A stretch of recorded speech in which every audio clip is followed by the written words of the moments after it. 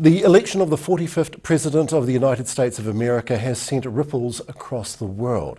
He came in promising many things: banning immigration from selected Muslim countries, building a wall between US and Mexico and making them pay for it, and an America First platform. Professor Robert Patman is an international relations expert based at the University of Otago and joins me now in the studio to discuss what happened in Donald J. Trump's first fortnight of power. Dr. Patman, thank you so very much for coming in. It's a pleasure. Good evening, Craig.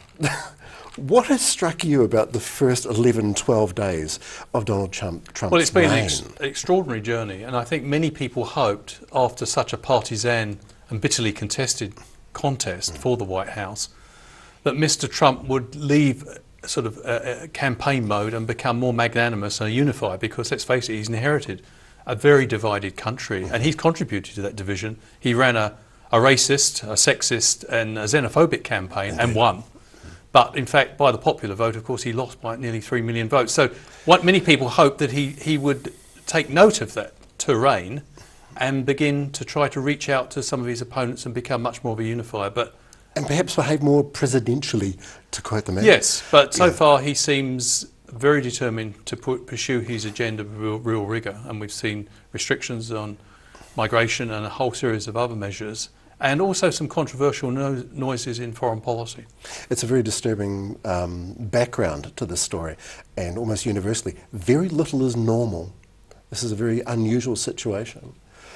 The propaganda war with the media seems to be something which is very prominent, how he's accusing the media, which we're part of it, of being the lying media. What have you observed with this? Well, Mr. Trump doesn't make any bones about this. He said in a speech that he's at war with the mainstream media. And I think there is a real battle of wills going on here, Craig. I think he is trying to intimidate the media. I mean, professional journalists are torn in a situation like this because they want access to the White House. They want to be able to interview these people, part of his team and Mr. Trump himself. At the same time, they want to keep reporting the facts and the evidence. And there was this curious episode over the attendance at the inauguration where he insisted there was 1.5 million people, but every newspaper, even those sympathetic to him, reported otherwise.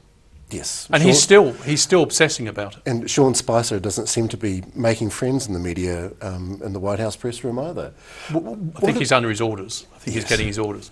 The likely greatest impact to New Zealand from Trump's presidency? I think environmental, political, diplomatic. I think the consequences could potentially profound. Economically, of course, we are affected by the fact the United States has pulled out of the Trans-Pacific Partnership.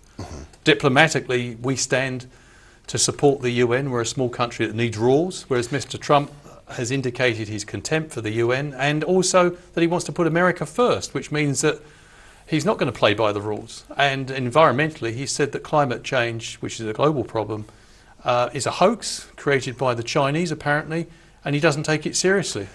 So people in the control room are laughing at that. Well, I think we all should take that with a grain of salt. His presidential manner, the way in which he's presenting himself, does this open the door for the cult of personality even wider? I think a lot of cynical politicians who are also economical with the truth might be inspired by his example. But I think we have to make a distinction here, Craig, between the short term and the long term. In the short term, I think you will get people who replicate the Trump style. But I think within a passage of time, when people get a chance to see what they voted for in the United States and perhaps in Britain with Brexit, there may be, in the medium term, a very strong counter-reaction to what's happening. So I would hesitate to say that Mr. Trump represents the end of an old order. I think we're beginning to see the intensification of a debate about liberal democracy. Lots of debate to be had, because there are certain parallels that have been drawn to a certain small man in the 1930s who managed to polarise his nation against other nations. And this is a very concerning trend of history. I would hesitate to make that comparison directly, because I think Germany's, Hitler and Germany, if you look at the comparison between Hitler and Germany, Germany's democracy was much younger, whereas America has had democracy for a long time. But your question opens up a very important point.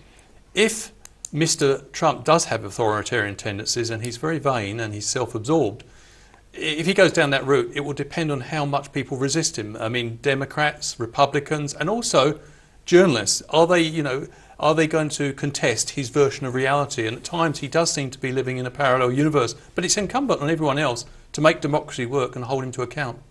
Good words, Dr. Robert Patman. Thank you so very much indeed. Thank you. Pleasure, sir.